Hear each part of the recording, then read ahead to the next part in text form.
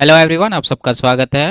RRB NTPC 2019 का CBT 1 का maths का सॉल्यूशन कर रहे हैं, जिसमें 28 दिसंबर 2020 से 10 फरवरी 2021 तक जितने भी शिफ्ट में एग्ज़ाम हुए सभी शिफ्ट के सॉल्यूशन कंप्लीट हो चुके हैं। इन सब के वीडियोस प्लेलिस्ट में मिल जाएंगे।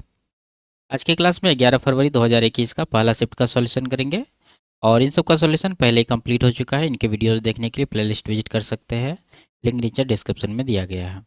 तो शुरू करते हैं। उससे पहले चैनल पर नया है तो चैनल को सब्सक्राइब कर दीजिए। आगे बढ़ते हैं। पहला सवाल है, एक छात्रावास में 100 विद्यार्थी रहते हैं। वहाँ उनके लिए 20 दिन की खाद्य सामग्री उपलब्ध है। यदि छात्रावास में 25 और विद्यार्थी आ जाते हैं तो उपलब्ध खाद्य सामग्री कितने दिन के लिए पर्याप्त होगी। ठीक है, देखिए टोटल कितने विद्यार्थी हैं, 100। अगर मान लें कि हम लोग एक विद्यार्थी 1 यूनिट भोजन करता है तो टोटल भोजन हमारा कितना हो जाएगा, 100 विद्यार्थी है और इसके लिए 20 दिन का खाना है तो 20 से गुना करेंगे। ठीक है, 1 से गुना करना जरूरी नहीं है। अब देखिए यहाँ पर कह रहा है कि छात्रावास में 25 छात्र और आ जाते हैं तो टोटल कितने हो गए। देखिए 100 छात्र पहले से हैं, 25 आ गए हैं तो टोटल हो गए 125। अब इस भोजन को 125 छात्र मिलकर खाएंगे तो कितने दिन चलेंगे, तो डिवाइड कर देते हैं। 25 से कटाएंगे 4 बार में, 25 से 5 बार में, 5 से कटाएंगे इसको 4 बार में, 4 गुना 4 16 दिन तक ये भोजन चलेगा। तो ऑप्शन नंबर 3 में है। आगे बढ़ते हैं। इसका मान निकालना है। देखिए लैडर फ्रैक्शन है तो सबसे लास्ट में जो फ्रैक्शन उसको पकड़ेंगे, 1/4 है तो इसको लिखेंगे 1/4। अब इसके बाद कितना स्टेप है, 1 2 3 स्टेप है तो 3 यहाँ पर खाली जगह बना दीजिए आप। उसके बाद क्या करते हैं हम लोग, जैसे यहाँ से शुरू करेंगे 4 से और यहाँ देखेंगे पहला स्टेप में क्या है, 2 है तो 4 से 2 को गुना करेंगे तो 4 दूना 8 हुआ, उसमें ये एक प्लस कर देंगे तो 4 दूना 8 एक 9 हो गया। उसी तरह से अगला प्रोसेस भी करेंगे। 9 को ये दूसरा स्टेप में क्या है, 3 है, 3 से गुना करेंगे 9 तिया 27 और 4 इसमें जोड़ देंगे तो कितना हो गया 31। फिर अगला प्रोसेस यहाँ 1 है तो 31 गुना 1 31 होगा, उसमें 9 जोड़ेंगे तो कितना हो जाएगा 40। ठीक है, तो यहाँ से यहाँ तक का नीचे वाला वैल्यू कितना आ गया है, यहाँ से लेंगे हम लोग, ये जो लास्ट में आया है इसको ऊपर देते हैं 40 और उससे पहले वाला नीचे, तो 40/31 आया तो वो 5 के नीचे है तो हम लोग जब इसको सॉल्व करेंगे तो 31 ऊपर चला जाएगा 40 नीचे, तो टोटल हो जाएगा 4 - 5 गुना 31/40। 5 से कटाएंगे 8 बार में, 31/8 हुआ। एलसीएम ले लीजिए 8, 8 चौके 32 - 31 तो ये हो गया 1/8। ऑप्शन नंबर 2 में है, ये इसका सही आंसर है। आगे बढ़ते हैं। एक वर्गाकार क्षेत्र में बाड़ लगाने के लिए मनीष 48 खंभे गाड़ता है। यदि दो खंभों के बीच का दूरी 5 मीटर है तो इस प्रकार निर्मित वर्ग का क्षेत्रफल ज्ञात कीजिए। ठीक है, देखिए 48 खंभे लगा रहा है। अगर हम लोग 48 खंभों के बीच का दूरी निकाल लें तो वो क्या निकलेगा, वो निकलेगा ये वर्गाकार क्षेत्र का परिमाप। ठीक है, यानी पेरीमीटर बराबर 4a, वर्ग है तो 4a लगेगा। अब हम लोग इसका दूरी निकाल रहे हैं। देखिए 48 खंभे हैं और दो खंभों के बीच का दूरी कितना है, 5 है तो 5 से डायरेक्ट हम लोग गुना करेंगे तो यहाँ से कटा देंगे इसको 12, तो a बराबर कितना आ गया 12×5 = 60। ठीक है, पहले आप इसको समझिए। जैसे मान लीजिए कि उदाहरण से हम लोग खंभा लगा रहे हैं, 1 2 3, 3 इधर लगा दिए, उसी तरह से यहाँ भी 4 5, ये 6, ये 7, ये 8, टोटल 8 खंभा वर्गाकार रूप में हम लोग लगा दिए। इसमें अगर आप देखेंगे तो टोटल 8 खंभा लगा है और अगर इसके बीच का गैप देखें तो कितना है, 1 2 3 4 5 6 7 8, 8 गैप भी हो गया। तो सीधा सीधा एक गैप का दूरी 5 मीटर है तो टोटल निकालने के लिए 8 गुना 5 कर देंगे, उसी तरह से यहाँ पर किए।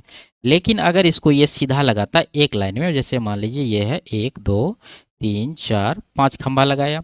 ठीक है, अगर इसका कहता है कि बीच का दूरी कितना है तो एक कम करके गुना करते, यानी कि 4 लेते और गुना 5 करते। क्यों, देखिए 5 खंभा तो लगा लेकिन इसके बीच का गैप कितना है, 1 2 3 4। ठीक है, एक कम है क्योंकि यहाँ पर जो 8वां खंभा है, 8वां खंभा एक पहला खंभा से लग गया है तो इसके बीच का एक जो गैप है बढ़ गया है। तो उसी तरह से इसको आप समझ के इसको बना सकते हैं। तो a² हम लोग निकाल सकते हैं क्योंकि क्षेत्रफल पूछ रहा है, तो 60 का स्क्वायर कितना हो जाता है 3600, तो ये इसका आंसर हो जाएगा। आगे बढ़ते हैं। 22 सेंटीमीटर लंबे चाप द्वारा 100 सेंटीमीटर त्रिज्या वाले एक वृत्त के केंद्र पर अंतरित कोण का माप डिग्री में ज्ञात कीजिए। ठीक है, तो थीटा बराबर क्या होता है, L/R। ये जो निकलता है रेडियन में निकलता है और थीटा में पूछ रहा है तो डिग्री में पूछ रहा है तो हम लोग 180/π से गुना कर देंगे बाद में। पहले निकाल लेते हैं। L कितना है, यानी चाप का लंबाई L होता है 22 है और R कितना है 100। ठीक है, अब ये जो आया है रेडियन में आया है तो इसको हम लोग डिग्री में बदल रहे हैं तो क्या करेंगे, इसको 180/π से गुना करेंगे तो पाई का वैल्यू रख देंगे 22/7। ठीक है, तो 22 22 तो कटेगा और यहाँ से कटा दीजिए आप 20 से 5 बार में, 20 से 9 बार में, ठीक है। कुल मिला के ये 7 ऊपर चला जाएगा और नीचे 5 बच जाएगा, यानी कि 7 नंबर 63/5।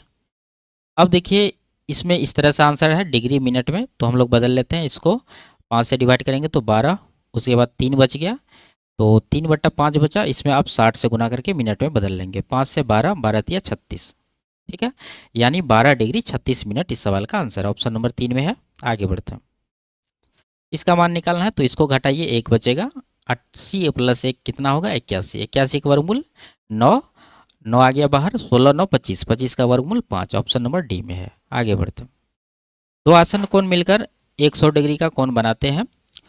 बड़ा कोण छोटे कोण के 5 गुने से 20 कम है, बड़े कोण की माप ज्ञात कीजिए, ठीक है। तो मान लेते हैं छोटा कोण जो है थीटा है, तो बड़ा कोण क्या होगा, ये हो जाएगा इसके 5 गुना से 20 कम, यानी कि 5 थीटा - 20, ठीक है। और इन दोनों का योग कितना दे रखा है, 100 डिग्री दे रखा है, तो हम लोग इसको बराबर कर देंगे 100 डिग्री के, जोड़िए 5 थीटा थीटा, टोटल हो जाएगा 6 थीटा और माइनस का 20, तो यहाँ से थीटा का वैल्यू कितना आएगा, 20 जाके प्लस हो जाएगा 120/6, कटाएंगे इसको 20 बार में कटेगा, थीटा का वैल्यू आ गया 20 डिग्री। अब बड़ा कोण पूछ रहा, तो बड़ा कोण ये है, तो इसके में थीटा का वैल्यू रख दीजिए, तो 20 20 पंचा 100 - 20, कुल मिला के 80 डिग्री, ऑप्शन नंबर 1 में है। आगे बढ़ते हैं, यदि किसी पेंसिल का 1/8 भाग काला है, शेष पेंसिल का आधा भाग पीला है, आधा को आप 1/2 बोल सकते हैं, और पेंसिल का शेष 3.5 सेंटीमीटर भाग नीला है, तो पेंसिल की कुल लंबाई ज्ञात कीजिए, ठीक है। तो मान लेते हैं कि कुल लंबाई क्या है, इसके फ्रैक्शन के नीचे क्या है 8 है और यहाँ पर क्या है 2 है, तो 8 दूना 16 यूनिट मान लेते हैं पेंसिल का कुल लंबाई है। उसमें ब्लैक वाला भाग निकालिए, तो 16 का 1/8 यानी कि कितना हो जाएगा 2 हो जाएगा, तो 2 इसमें माइनस करेंगे तो बचा कितना 14, ये जो 2 हम लोग माइनस किए हैं ये कौन सा भाग है, ये ब्लैक है। अब देखिए शेष पेंसिल, शेष जो बचा 14, उसका आधा भाग पीला है, तो 14 का आधा कितना होगा 7, 7 इसमें माइनस करिए बचा कितना 7, ये जो 7 हम लोग माइनस किए हैं ये क्या है पीला है यानी येलो, ठीक है। अब जो है शेष बचा है तो वो भाग नीला है, नीला कह रहा है, लेकिन इसका लंबाई भी दे रखा है 3.5 सेंटीमीटर, यानी ये 7 यूनिट का वैल्यू कितना हो जाएगा 3.5, आप इसको पॉइंट में भी लिख सकते हैं 3.5 सेंटीमीटर। अब यहाँ पेंसिल का कुल लंबाई पूछ रहा, तो कुल कितना माने थे 16 माने थे, तो इसका वैल्यू कितना हो जाएगा, देखिए 7 का आधा है 3.5, तो 16 का आधा कर देंगे 8, तो 8 सेंटीमीटर इस सवाल का आंसर होगा, ऑप्शन नंबर 2। आगे बढ़ते हैं, एक परीक्षा में उत्तीर्ण होने के लिए 33% अंकों की आवश्यकता होती है। एक परीक्षार्थी को 210 अंक प्राप्त होते हैं और वह 21 अंकों से अनुत्तीर्ण हो जाता है, परीक्षा का पूर्णांक ज्ञात कीजिए, ठीक है। देखिए 210 अंक मिला है उसको, लेकिन 21 अंक से फेल भी हो रहा है, तो उसको पास होने के लिए कितना चाहिए 210 + 21 231 चाहिए, ठीक है।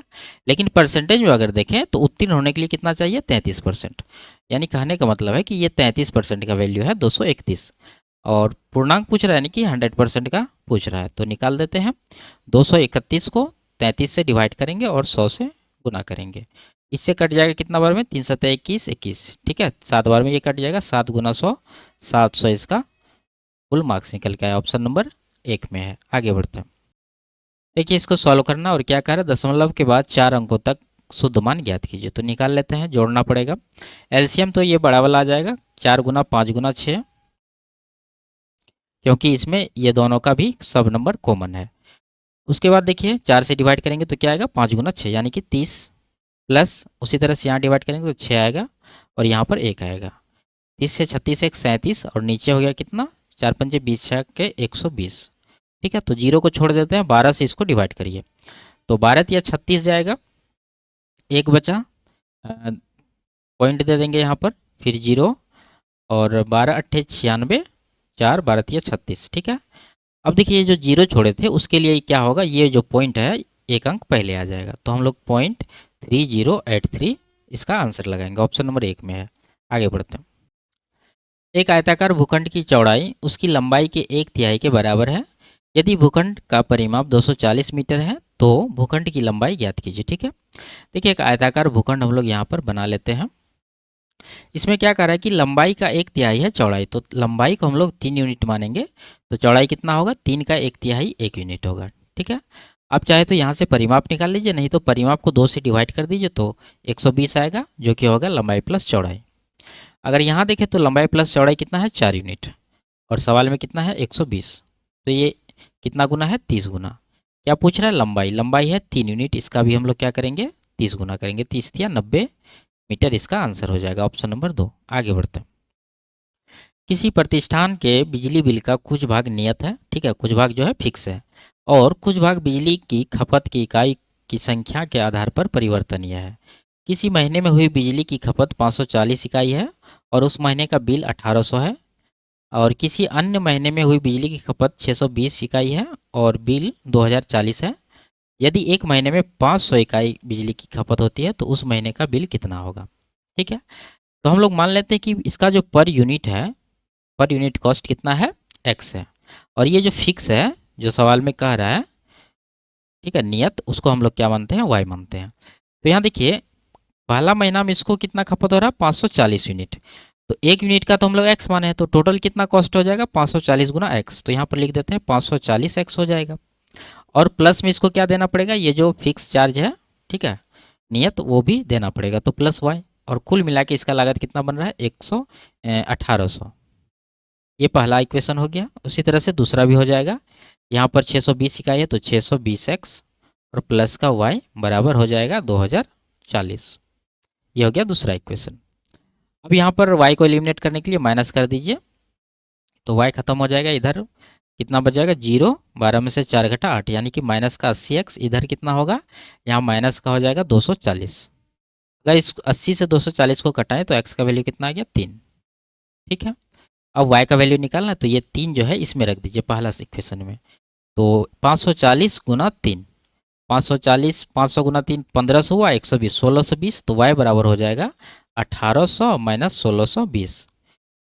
को जब घटाएंगे तो कितना बचेगा, ये बचेगा 180, यानी 180 रुपया जो है इसका फिक्स है, वो देना ही पड़ेगा।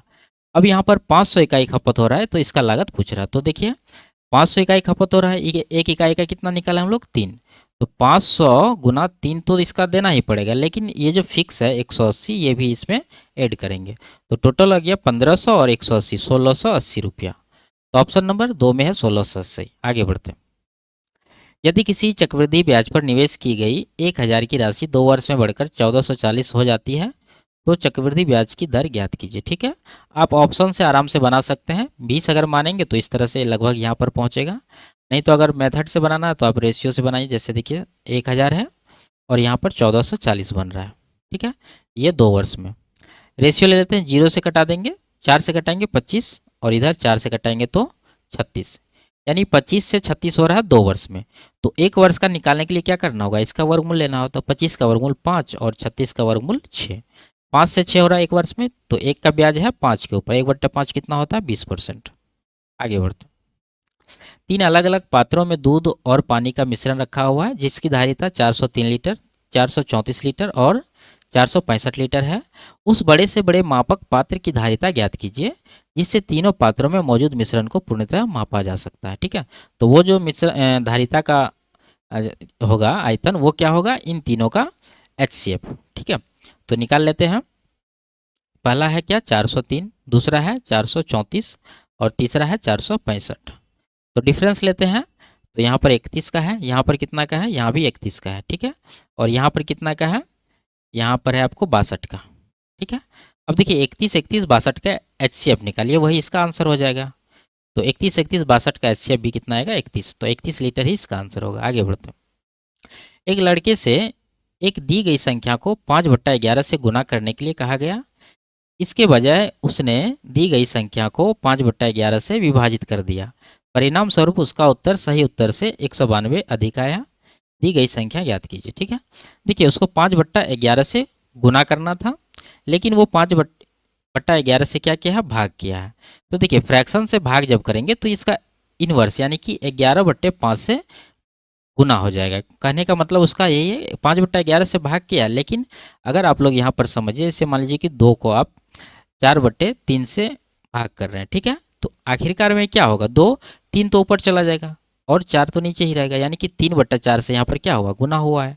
तो हम लोग उसी तरह से यहाँ पर 5/11 से भाग किया, तो इसको हम लोग उल्टा के यानी कि 11/5 से गुना कराएंगे। अब यहाँ पर जो नंबर है ओरिजिनल मान लेते हैं, 11 और 5 का मल्टीपल 55 है। तो पहला कंडीशन में उसको 5/11 निकालना था, तो 55 का 5/11 निकालेंगे तो कितना आएगा 25। लेकिन उन्होंने क्या किया, 55 का 11/5 निकाल दिया। तो 55 का 11/5 कितना होगा, 5 से 55 को डिवाइड करेंगे 11, 11 गुना 11 121। ठीक है, तो यहाँ देखिए कितना अधिक है ये है 96 अधिक, जबकि सवाल के अकॉर्डिंग यहाँ पर क्या कह रहा है कि 192 अधिक आया है, तो यही 96 यूनिट का वैल्यू 192 हो जाएगा। तो ये सीधा सीधा 2 गुना है। क्या पूछ रहा है, संख्या ज्ञात कीजिए। संख्या को क्या माने थे हम लोग, 55, तो 55 का 2 गुना करेंगे तो 110। ऑप्शन नंबर 2 में है। आगे बढ़ते हैं। 6 क्रमागत संख्याओं में से पहली 3 संख्याओं का योग 27 है, अगली 3 संख्याओं का योग ज्ञात कीजिए। ठीक है, देखिए एक पैटर्न वाला सवाल है।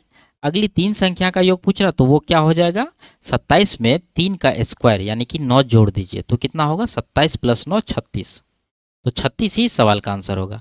अगर मान लीजिए कि 3 के जगह पर रहता कि अगली 4 संख्याओं का योग और पहली 4 संख्याओं का योग दिया रहता, तो हम लोग 4 का स्क्वायर उसमें जोड़ देते। अगर 5 रहता तो 5 का स्क्वायर हम लोग जोड़ देते। ठीक है, इस तरह से आप पैटर्न को याद रखेंगे। आगे बढ़ते हैं। 3 पूर्ण केक के भार क्रमशः 4.5 IBS इस तरह से दिया है सब। प्रत्येक केक को समान भार के टुकड़ों में विभाजित किया जाना है। प्रत्येक टुकड़ा अधिकतम संभव भार होना चाहिए। यदि प्रत्येक मेहमानों को एक टुकड़ा दिया जाता है तो अधिकतम कितने मेहमानों को केक का टुकड़ा दिया जा सकता है। ठीक है, तो वो जो टुकड़ा होगा, पहले टुकड़ा का हम लोग वॉल्यूम निकालते हैं। उसके लिए क्या करना होगा, इन तीनों का HCF करना पड़ेगा। तो पहला नंबर क्या है, 4.5 है, इसको आप लिख सकते हैं 9/2। दूसरा है कितना है, 6 चौक 24 3 27/4। तीसरा है 5 7 35 1 36/5।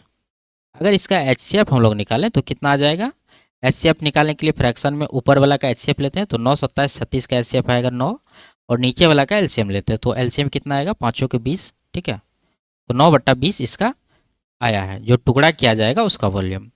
अब देखिए कितने मेहमानों को ये ऐसे टुकड़े करके दिए जा सकते हैं, और निकालने के लिए आपको क्या करना होगा, पहला जो केक है वो कितना का है, 4.5 IBS का है, तो उसमें कितना टुकड़ा निकलेगा, तो 4.5 को आप 9/20 यानी कि एक टुकड़ा जो है ये इससे डिवाइड करेंगे, तो 9/20 से डिवाइड कर रहे हैं। ठीक है, तो 2 से कट जाएगा ये, 10 बार में 9 9 कट जाएगा, तो कितना आ जाएगा 10। ठीक है, यानी 10 मेहमान इससे मैनेज हो जाएगा। अगला टुकड़ी को भी इसी तरह से 27/4 और गुना 20/9 कर दीजिए डायरेक्ट, क्योंकि ये जो 9/20 है उलट जाएगा। तो 4 से 5 बार में, 9 से 3 बार में, तो ये 5 या 15 मेहमान यहाँ पर हो गया। अगला है 36/5, इसको कर दीजिए 20/9 से गुना, 9 चौके 36, 5 चौके 20, तो इधर हो गया 4 चौके 16 मेहमान। कुल मिला के 10 15 25 25 16 31 10 41, यानी 41 इसका आंसर होगा, ऑप्शन नंबर 3। आगे बढ़ते हैं। यदि एक वर्ग के विकर्ण की लंबाई 20 सेंटीमीटर है तो इसका परिमाप ज्ञात कीजिए। ठीक है, देखिए वर्ग का विकर्ण क्या होता है, √2a, जो कि है हमारे पास 20, तो यहाँ से a का वैल्यू कितना आएगा, √2 से इसको डिवाइड करेंगे तो 10√2 आएगा। परिमाप पूछ रहा है यानी कि 4a का वैल्यू निकालेंगे तो 4 गुना 10 40 √2 हो जाएगा, ऑप्शन नंबर 2। आगे बढ़ते हैं। क्या संख्याएं ये जो है समानुपात में है, तो हम लोग चेक कर लेते हैं। देखिए 10 से कटाएंगे 3 बार में, 10 से कटाएंगे 4 बार में, इसको भी कटाते हैं 15 से 3 बार में, 15 से 4 बार में। देखिए 3 4 यहाँ है, यहाँ भी 3 4 का रेशियो है, तो ये समानुपात में है। आगे बढ़ते हैं। 4 प्रश्नोत्तरियों के बाद गणित विषय में निखिल का माध्य प्राप्तांक 95 है। अगली गणित प्रश्नोत्तरी में उसे 0 अंक मिले, नया माध्य प्राप्तांक ज्ञात कीजिए। ठीक है, तो टोटल इसका अगर प्राप्तांक निकाले तो 4 है और एवरेज कितना है 95, तो 4 गुना 95 करना पड़ेगा। ठीक है, टोटल निकालने के लिए। अब जो है 5वां में उसको 0 मिला है, तो अब जो प्रश्नोत्तरी की संख्या हो गया कितना हो गया, 5 हो गया। टोटल तो यही रहेगा, लेकिन अब ये 5 भाग में बट जाएगा, तो 5 से इसको कटा दीजिए। 19 बार में 19 गुना 4 76 इसका जो है एवरेज हो जाएगा नया वाला, ऑप्शन नंबर 1। आगे बढ़ते हैं। 1 लीटर पानी का भार 1 kg होता है, कितने घन मिलीलीटर पानी का भार 0.1 ग्राम होगा। ठीक है, देखिए यहाँ 1 kg दिया है, 1 kg को अगर हम लोग ग्राम में लिखें तो कितना होगा, 1000 ग्राम, जो कि है किसके बराबर, 1 लीटर। तो लीटर को हम लोग सेंटीमीटर में लिखेंगे, जैसे 1000 सेंटीमीटर क्यूब बराबर होता है 1 लीटर। ठीक है, ये बात आपको पता होना चाहिए। तो हम लोग 1000 ग्राम को भी 1000 सेंटीमीटर क्यूब के बराबर कर सकते हैं। तो यहाँ से निकालना किसका है, 0.1 ग्राम का, तो 0.1 ग्राम का कितना आ जाएगा, दोनों तरफ अगर हम लोग 10,000 से डिवाइड करेंगे तो इधर 0.1 आएगा, इधर भी 0.1 आएगा, ये 0.1 सेंटीमीटर क्यूब हो गया। ठीक है, अब यहाँ पर जो आंसर है mm क्यूब में दिया है, और हम लोग जानते हैं कि 1 सेंटीमीटर बराबर कितना होता है, 10 mm। ठीक है, तो यहाँ पर 0.1 सेंटीमीटर क्यूब है, इसको में बदलने के लिए आपको क्या करना पड़ेगा, 0.1 में 3 बार 10 से गुना करना पड़ेगा, क्योंकि यहाँ पर क्यूब है। अगर स्क्वायर रहता तो 2 बार करते, अगर कुछ नहीं रहता तो 1 बार करते। तो इसमें जब ये गुना करेंगे तो कितना आ जाएगा, 100। ठीक है, 100 क्यूब। यही इसका आंसर होगा, ऑप्शन नंबर डी। आगे बढ़ते हैं। The mass of 5 materials found on the earth are, ये केजी में दिया है सबका वेट। ठीक है, फॉर दिस डाटा, इस डाटा के लिए which of the followings measure is 19.3 kg, यानी 19.3 kg इन सब डेटा का क्या है, माध्य है, माध्यिका है, बहुलक है, जो भी है वो पूछ रहा है। ठीक है, अगर देखें हम लोग यहाँ पर माध्यिका तो 16, 15, 16, 20, तो 20 इसका माध्यिका आ रहा है, जबकि यहाँ पर 19.3 है, तो माध्य का आंसर नहीं होगा। उसके बाद हम लोग क्या करेंगे, इसका माध्य निकालेंगे। तो माध्य निकालने के लिए सबको जोड़ के 5 से डिवाइड कर सकते हैं, नहीं तो इसका डेविएशन निकाल लीजिए। मान लीजिए कि इसका माध्य कितना है, 20 है। उसके बाद देखेंगे 20 से ये जो 23 है कितना अधिक है, 3.5 अधिक है, तो 0.35 3.5, ठीक है, प्लस में कर देंगे। उसके बाद 15 कितना कम है, 5 कम है, तो माइनस का 5 कर दीजिए। उसके बाद 22, 20 से 2 अधिक है तो प्लस का 2 करेंगे। यहाँ पर कितना 16 माइनस का 4 है तो माइनस का 4 कर देंगे। ठीक है, अब ये जो डेटा आया हमारे पास डेविएशन, इसको 5 में डिवाइड करेंगे, क्योंकि 5 यहाँ पर नंबर है, 5 से डिवाइड करिए तो 20। उसके बाद ये कितना आ गया, 5 4 9 माइनस में, और 5.5 आ गया प्लस में, तो कुल मिला के 3.5 आएगा माइनस में। ठीक है, तो माइनस का 3.5/5, 5 से डिवाइड करिए 0.7, तो 20 में 0.7 माइनस करेंगे तो ये कितना आएगा, 19.3। तो इसका मतलब कहने का क्या है, ये जो है इसका माध्य है, ऑप्शन नंबर 2। आगे बढ़ते हैं। यदि किसी वस्तु को 1560 में बेचने पर होने वाला लाभ उसी वस्तु को 1060 में बेचने पर होने वाली हानि के बराबर है, तो वस्तु का क्रय मूल्य ज्ञात कीजिए। ठीक है, ठीक है, तो ये लैंग्वेज आप याद रखिए कि अगर दोनों बराबर है तो क्रय मूल्य जो है इन दोनों का क्या हो जाता है, एवरेज हो जाता है। तो 1560 प्लस 1060, इसको 2 से डिवाइड कर दीजिए, तो 15 10 25 2620 आएगा, उसको 2 से डिवाइड करेंगे तो 1310। ऑप्शन नंबर 2 में है। आगे बढ़ते हैं। दो सहवाद संख्याओं का एलसीएम 638 है। यदि एक संख्या 29 है तो दूसरी संख्या ज्ञात कीजिए। ठीक है, देखिए यहाँ पर समझिए, ए और बी मान लीजिए सहवाद संख्या है, तो इसका एलसीएम क्या हो जाएगा, ये दोनों का गुणनफल हो जाएगा, यानी कि ए बी।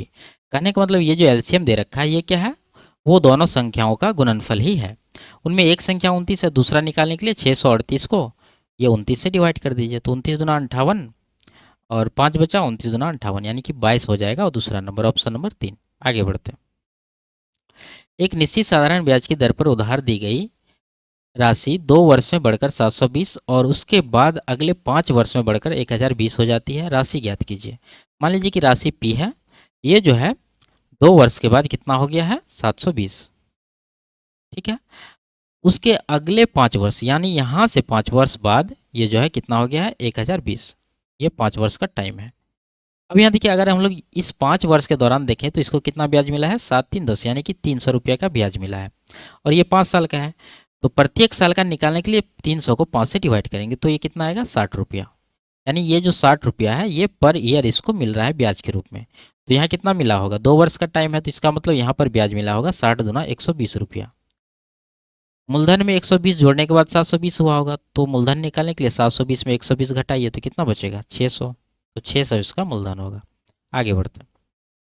यदि किसी कोण की एक भुजा की लंबाई बढ़ाकर 2 गुनी कर दी जाए तो उस कोण की माप पर क्या प्रभाव पड़ता है। ठीक है, समान रहता है। जैसे मान लीजिए कि एक भुजा ये है, एक भुजा ये है, यहाँ पर कोई एंगल बन रहा है थीटा।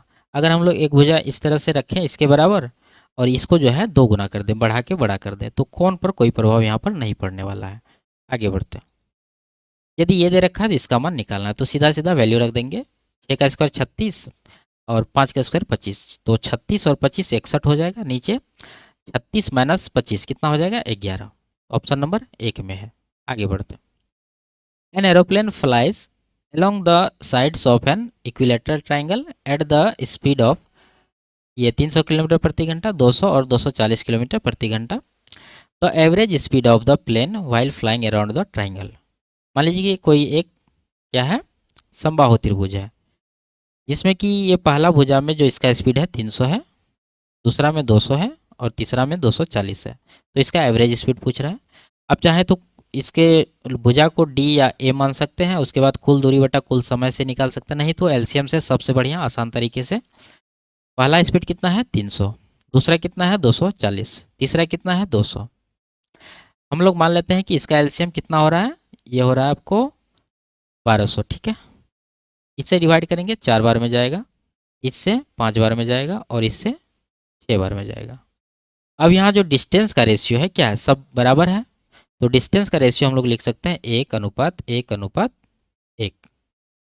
अब यहाँ जो एवरेज स्पीड इसका हो जाएगा वो क्या होगा, ये 1200 जो हम लोग एलसीएम निकाले थे, ये गुना ये रेशियो को जोड़ के देंगे। कितना हो रहा है जोड़ के, 1, 2, 1, 3, 3 से गुना करेंगे। अब नीचे जो है ये जो हम लोग स्पीड से डिवाइड करके ये निकाले थे, इसको गुना करिए प्रत्येक में। 4 × 1 4, प्लस 5 × 1 5, प्लस उसी तरह 6 × 1 6। इसको कैलकुलेट के 12×3 = 3600 हो जाएगा और नीचे हो जाएगा 6×5 = 11 4 15, ठीक है। तो 15 से कटा दीजिए, आंसर आ जाएगा 15×2 = 30, 15×4 = 60, यानी कि 240 किलोमीटर प्रति घंटा। ऑप्शन नंबर 1 में है। आगे बढ़ते हैं। एक रेलगाड़ी 75 किलोमीटर प्रति घंटा की एक समान चाल से चल रही है। 20 मिनट में यह कितनी दूरी तय करेगी। देखिए 20 मिनट 1 घंटा का 1/3 है, तो वो जो कवर करेगा 1 घंटा में 75 कर रहा है, तो इसका 1/3 यानी कि 25 किलोमीटर वो कवर करेगा। सीधा सीधा ऑप्शन नंबर 2। आगे बढ़ते हैं। इसमें यदि चारों महासागरों द्वारा आच्छादित कुल क्षेत्रफल लगभग 130 मिलियन वर्ग मील है, तो प्रशांत महासागर द्वारा आच्छादित क्षेत्र का क्षेत्रफल ज्ञात कीजिए। तो देखेंगे हम लोग, ये प्रथम वृत्तखंड क्या है, आर्कटिक के लिए है, यहाँ हिंद, यहाँ अटलांटिक, यहाँ पर है प्रशांत 49%, चतुर्थ वाला। चतुर्थ का कौन सा है, येलो वाला है, ठीक है। तो देखेंगे हम लोग इसमें ये कितना है 49%, तो टोटल 130 है, 130 मिलियन हुआ है, और इसका हम लोग निकालेंगे 49%। सीधा सीधा निकाल देते हैं, 0 0 कटेगा, इससे डिवाइड करेंगे तो 1.3 हो जाएगा। गुना करने के बाद 9×3 = 27, इकाई अंक 7 आ रहा है और डेसिमल भी आएगा। यहाँ पर है ऑप्शन नंबर डी में ही सिर्फ इकाई अंक 7 वाला। आगे बढ़ते हैं। वर्ष 2015 और वर्ष 2017 में बेचे गए स्कूल बैगों की संख्या का अंतर ज्ञात कीजिए। तो 2015 में कितना है 40 और 2017 में कितना है 45, दोनों का अंतर 5 लाख इसका आंसर होगा। आगे बढ़ते हैं।